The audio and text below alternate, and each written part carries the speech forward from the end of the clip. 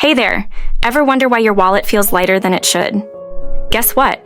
You might be throwing money away on these 9 bad habits. Stay tuned because we're about to change the game for your bank account.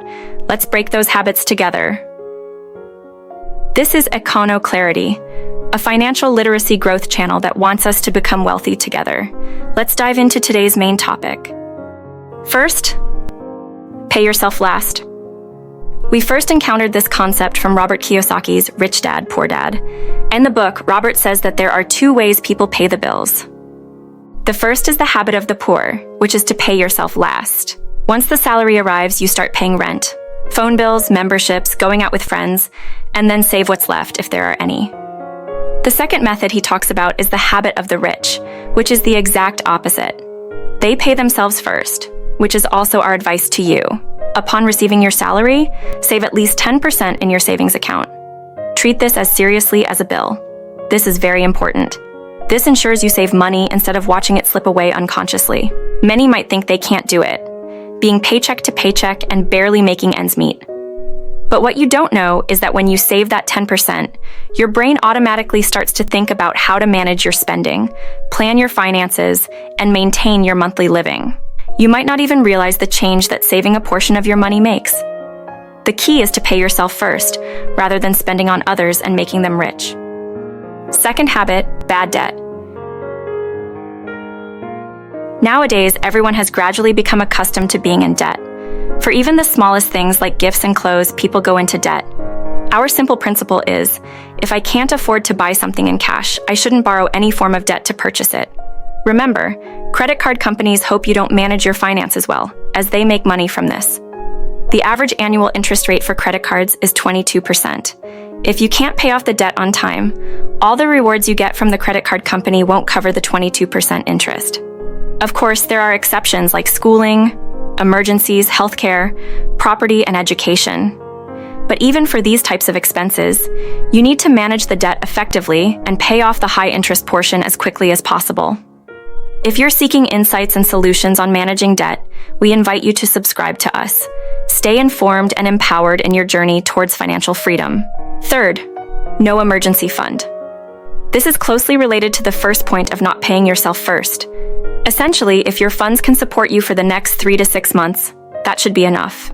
The importance of this money is that it gives you the idea that you have a buffer to use when needed. This allows you to focus on other more important things. So how do you save this amount of money?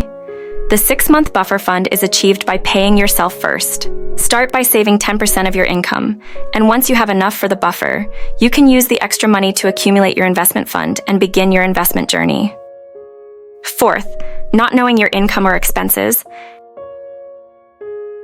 If you don't know where you're starting from, how can you know where you want to go? There's something called lifestyle inflation, meaning as your income increases, your expenses increase too.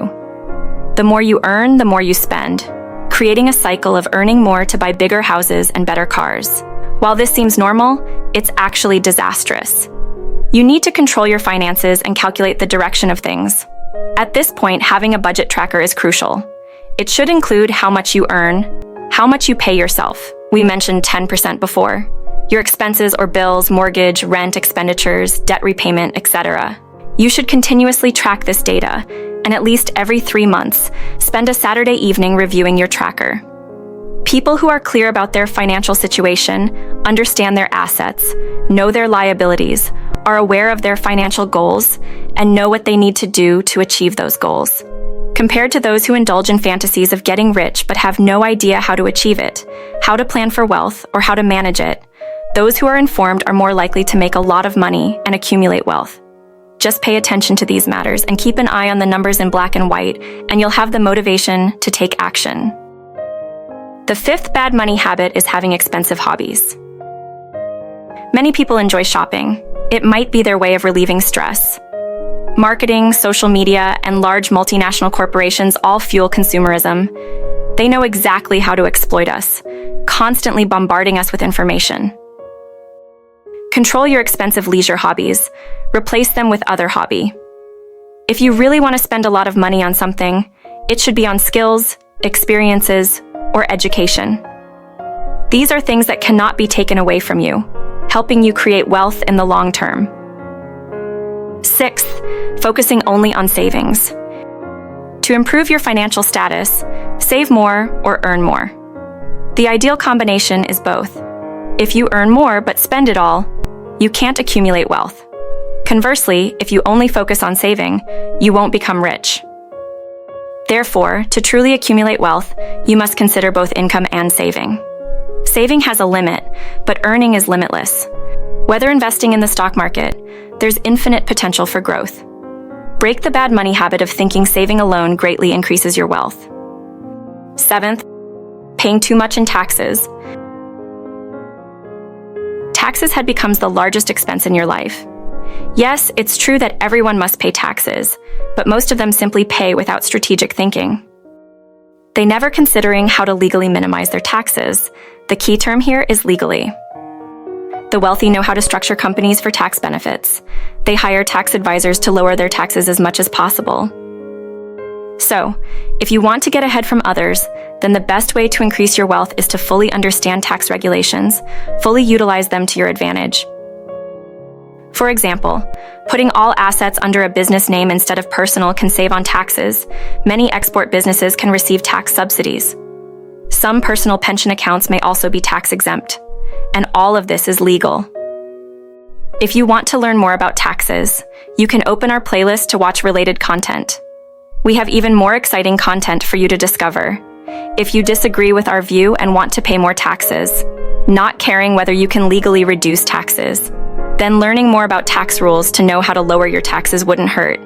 At least this way, you can decide where your money goes based on your values, instead of letting others decide for you. Eighth, delaying investment. Once you start having savings, it's time to look into investments. Only then can your money work for you. Only by diversifying investments can you deal with different life situations. You can't keep all your money in bank accounts due to inflation. You need both safe and risky investments, and you should always be prepared for losses.